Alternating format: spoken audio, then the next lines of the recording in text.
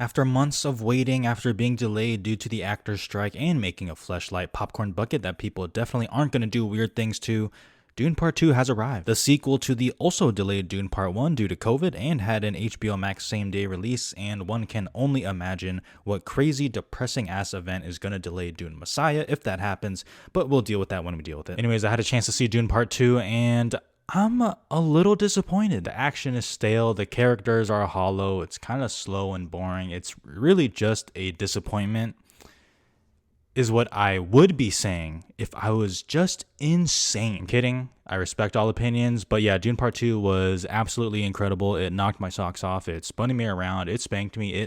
Now, before I get into it, let's just take a step back for a second. We've been through some hard shit in the past few years, haven't we? When I say we, I'm talking as a society. I mean, we have encountered and endured a lot of hardships. It's been a hard few years, especially since the pandemic in 2020. It's been hard for a lot of people, including myself. And the reason I say that is because we deserve this. We deserve, as a society, big blockbusters that don't look like CGI sludge. Like, oh, what's that? Your movie costs $150 to $300 million?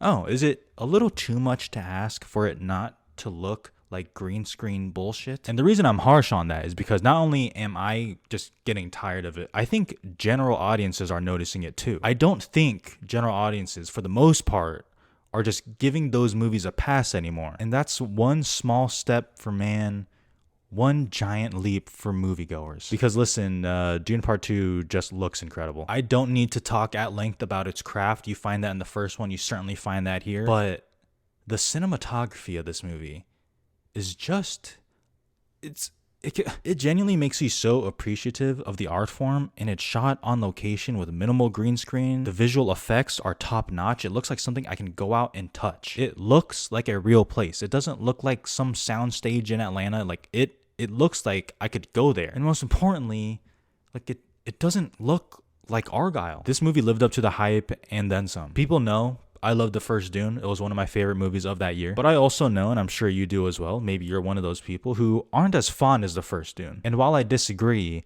I can see where they're coming from. It's incredibly dense. There's so much information. It's a whole new world. Some people just didn't feel connected to the characters, which when that happens, it's kind of tough to recover from that. But this movie, Dune Part 2, takes everything the first one set up and just hits a home run. There are moments in movies where you're watching something and you just know it's great. And I hope this makes sense, but I'm not talking about seeing a great scene in a movie. There are plenty of those in so many movies every single year.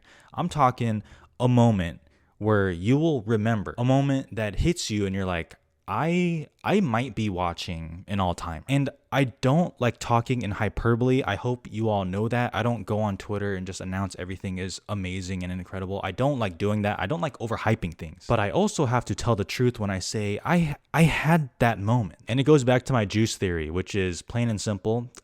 This movie got that juice in ways that the first one doesn't even come close to. The entire third act of the movie is one of the most thrilling pieces of filmmaking I have seen in a long time, or maybe ever. Like, I was watching it and I was like, this is what the genre of sci-fi can be and should be. And you know how there are certain movie tropes where no matter how common, if it's done right, like it'll just work on you, right? To me, the concept of a chosen one and whether he or she will live up to that or not is just one of those moments for me. Because seeing Paul's journey in this movie was just the best. Seeing other people's belief, like, is the belief in him organic or is it manufactured? Is he gonna do what must be done even though he knows what is to come? Themes of true power and oppression. I mean, the political themes are not hard to find in this movie at all. And it's one of the reasons why I think this movie will last a very long time. I mean, obviously the book has lasted freaking 60 years, but it does what a good sequel should do, in my opinion, which is, yes, it expands the storyline, and in this case, it makes the scale so much more epic. More characters are introduced for sure, but a good sequel never loses focus on the core foundations of what made the first movie or the book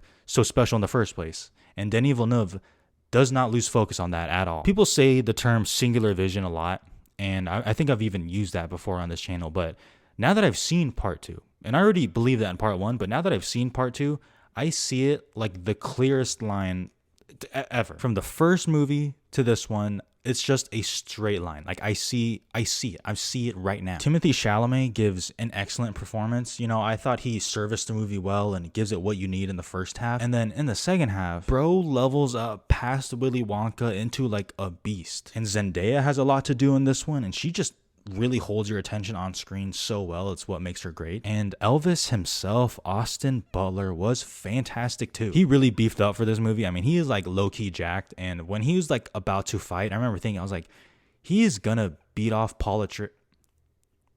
That's crazy. Wow, I really said that. I really said he's gonna beat off Paul Atreides.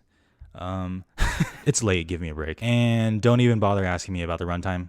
Doesn't matter. Flies by. Could have watched another hour.